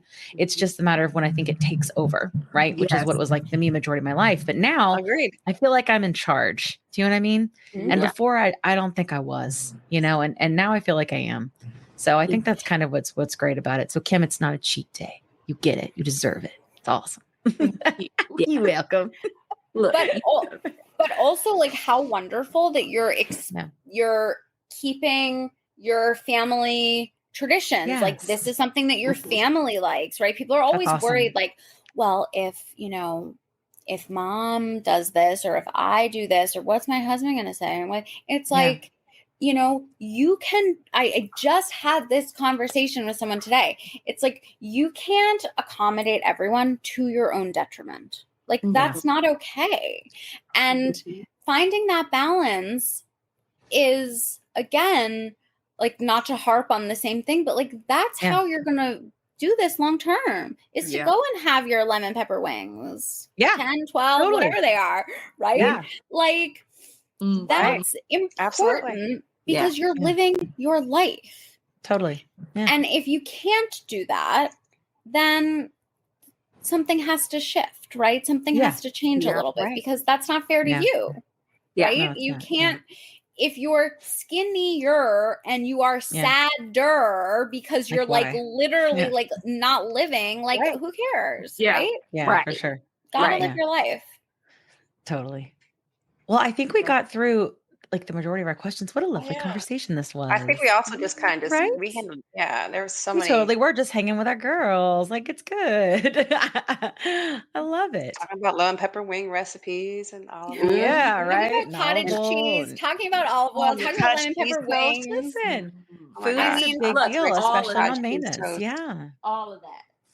Yeah. It's been so awesome. Such a good conversation. Yes. Thank you so much, Megan, for coming and being here with us and helping us learn more about nutrition on maintenance and even, during the process, right? And Kim, thank you so much for coming and being vulnerable and sharing your story. Thank you. It's important. Thank you for having and I'll make sure to put your TikTok links and your any other socials that you have in the story notes. Same for you, Megan, if you get me that that people can follow you. Is there anywhere in particular that we can follow? You can just tell verbally and then I'll put it in the notes. So I am on Instagram at women's.bariatric.nutrition. .lover because like we can't, it has to be. I know it is a mouthful. And I'm on TikTok at women's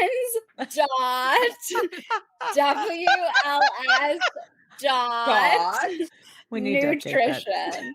But my name is Megan Wolf. You could also search me up that way. Be GLP-1 lover. That needs to be that's it right there. I mean, LOVA.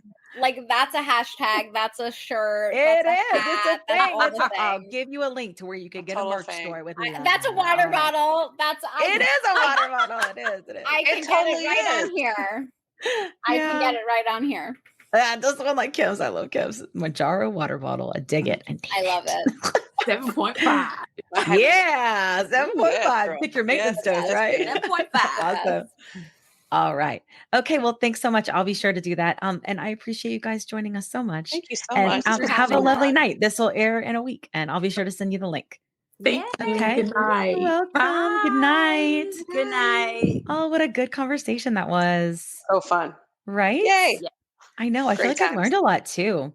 I think it'll be good for people too who are maybe sort of like people who are like not wanting to talk to a dietitian, kind of like the same way that I was before I started to. Dietitian aversion. But like Megan's like super approachable, and she, even though like I don't know, she just seems to get it, you know. And I think if you can have a dietitian like that, that's the kind you want. You know, you want one that is going to understand that allergies are killing me all. You know, so I think I think that was a really good conversation. It was really nice of Kim to come on too, you know, and share her story. I hope other people are able to kind of learn and understand too. Like we need to understand that just because someone is maintaining or is in that phase, it does not mean that they are done. It's just, I wish it did. I wish it legitimately, I wish that was the magic about it, right? Is that you get on it and there's this like magic dose and you don't lose and you don't gain and you don't want any more food and you don't lose your medicine and you know, can't get your medicine, can't afford your, I wish that was a thing, but it's not. So we have got to propose a community like, hear us now. You have to support everybody, no matter what body size they're in when they're in your community, because nobody will understand you at the level that they can. So we have to look out for each other because frankly, there's just anybody else looking out for us. There's just, you know, so anyway. And we have to prepare people for maintenance. Like we do. We have to prepare. Really what does it look like? Prepare people for them because I wasn't prepared and I'm still not prepared. I'm like, yeah.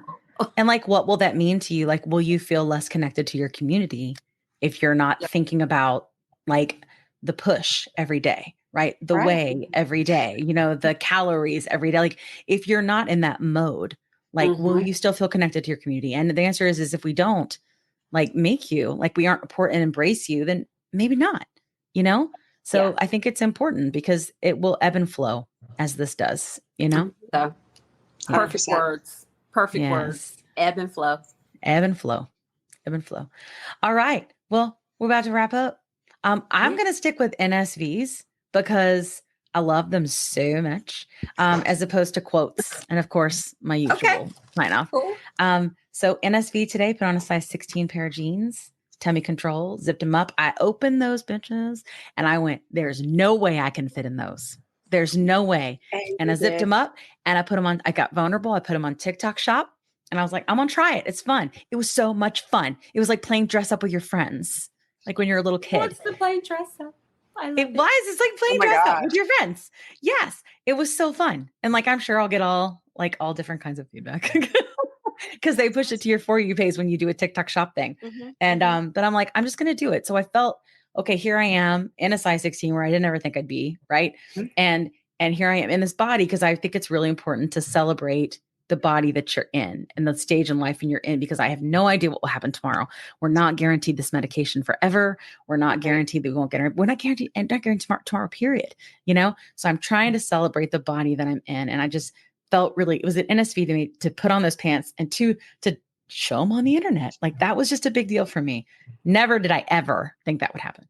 So that's mine. What's yours, Kat? You have an NSV or a quote, whatever you want. Well, you know, you guys got me on that Prince kick. So I had another one Prince too. Kick. I like it. Okay, what's that one? Prince Kick. This is from the song "The Love We Make." You may think it's like that, but it's not. It's not. Okay, it's not. Okay, all right. Okay. So it might get a little deep, but I love this song. That's very true. All right. So the lyrics I selected. Okay. Sacred is the prayer that asks for nothing, while seeking to give thanks for every breath we take. Blessed are we inside this prayer, for in the new world we will be there. The only love there is the love we make. Oh, I love that. Kat, that was special. I love it. Hearts for Kat. That's so sweet. I love that Prince. song. Look, Prince. that I love that. The only love there is the love we make. The man. Yeah. That man. And y'all got Prince issues. Who doesn't? Look, whatever. There are worse issues to have. No, you do. But see, it wasn't dirty. It's about it wasn't. Yeah. See, I know where your thoughts were going. So. No, of course. There are those people who are thinking it. Yes, for sure. I wasn't one of them for not at all. Never. Look, not me. Nope. What about you, JT? What's your sign off tonight? My NSV. I'm going to do the NSV. Yeah, because this blazer is an NSV. Thank you. Now, That shell underneath is kind of hot too. Yeah, girl. I was going, listen, I didn't say nothing, Kat. I was wanting to talk about how hot she was looking in the beginning, but I felt I embarrassed her. Now you open the door, Kat. You open the door. Jean, you look like fire. Well, it's so great. I love it. Thank you. You're welcome. This is an NSV. This blazer, I love blazers. I absolutely love blazers and cardigans and jackets and all that. And I can actually button this without sucking in. Oh, that's great. And my, I mean, this is a big deal. And it is a big deal.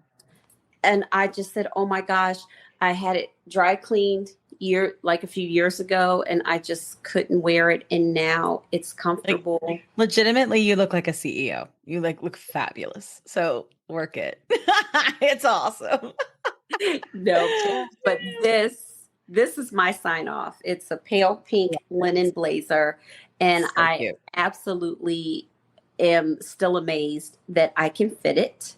Yeah. I am still amazed by this medication by Mounjaro. I mean, it truly amazes me. It truly amazes me too. Yeah. Period. Yeah. It's like, how do you not, and I think that people don't understand. Dave the other day. So Dave is man on the Mounjaro. He's on episode 12. Mm-hmm. He was on my live the other night and he goes, we're kind of like evangelists. And I was like, oh hell, we totally are like evangelists. Yeah. We're like spreading Mounjaro evangelists, spreading the gospel. We're spreading the Mounjaro gospel. Oh my gosh. True. But it's true though. I have exercised the demon. This house is clear. All right. All right. I feel bad. We've talked for a super long time, but it was such a good conversation. I think people will like it. It'll be fine. Gives me lots of shorts. I'll cut out the thing about my friend because I feel bad about that one. And then it'll be fine. Yes. It's all good. All right. So here we are. We're signing off. We will see you next week. Hasta la pasta. Hasta la pasta. Let me tell you a quick story. I was telling Kat how I was regaining weight after my 100-pound loss using GLP-1 medications. And I was having snacky cravings and waking up at 3 a.m. and I had hot flashes and I was worried. But Kat was like, listen, I went through this last year. It's perimenopause and I started HRT and she used this company called Winona. So I started going there to see if this was something that was going with me. Turns out it was because I'm 46. And it's been amazing. It's taken a while to find the right dose, but once I did, it's just been huge. I've been sleeping. I feel more myself again. And the hot flashes are gone, which is really bad. So I will tell you, it's just been so big for me. And so I wanted to partner with them on the podcast because obviously many of our listeners are going through this same age range and definitely are having these issues. And there's just no need for you to suffer. So if you go to the link that's in our link tree, you can click on that and save money. If you go there and you meet all the criteria, and this might be something for you to try. So I just want to make sure you have this great resource because it's just been such a big difference for me and Kat. Again, you can go to the link in our link tree and get what you need. Today's episode is brought to you by Ro, a telehealth platform that's changing the game of GLP-1 access. What sets Ro apart? Ro understands the challenges of navigating insurance hurdles and the skyrocketing prices of GLP-1 medications. That's why they specialize in getting insurance approvals for GLP-1s. And if insurance is a barrier, they go a step further by prescribing brand name zepbound vials for prices close to those of compound GLP-1s. With Ro, you're not just getting a prescription, you're getting a partner in your journey that's helping you access affordable treatment and guiding you every step of the way. Whether it's insurance approvals or cost-effective alternatives, Ro is here to make sure that you get the medication you need. Visit ro.co/plussides with a Z today to see how they can help you take control of your weight management journey with affordable, accessible care. That's ro.co/plussides with a Z, making healthcare work for you. Check out the link in our show notes for more details. Are you interested in understanding GLP-1 medications like Ozempic, Wegovy, or Mounjaro? Then join us on The Plus Sides, Cracking the Obesity Code, the groundbreaking podcast helping people change their lives one episode at a time. The Plus Sides podcast is a disruptor. We're breaking down barriers, smashing stereotypes, and sharing inspiring stories that'll leave you feeling informed and empowered. Join us every week to learn from doctors who are specialists around GLP-1 medications like Ozempic, Wegovy, and Mounjaro. They'll provide you with science and facts to validate these incredible stories. But that's not all. We'll also bring you the voices of the GLP-1 Mounjaro TikTok community, real people who face the challenges of obesity-related diseases and disorders and discovered the incredible plus sides of GLP-1 medications. Our episodes are filled with heartwarming stories, laughter, and moments of triumph. You'll connect with our amazing community members who are reclaiming their health and experiencing their fullest lives. Are you ready to embark on a journey of discovery and empowerment? Tune in to The Plus Sides, Cracking the Obesity Code, and together we'll change the narrative around obesity and end the stigma. Subscribe now on YouTube or your favorite podcast platform and join our incredible community. Let's celebrate the plus sides of life together, because every story deserves to be heard. Every life deserves to shine, and everyone deserves access to expert knowledge and medication. The Plus Sides Podcast. You're not alone. It's not your fault.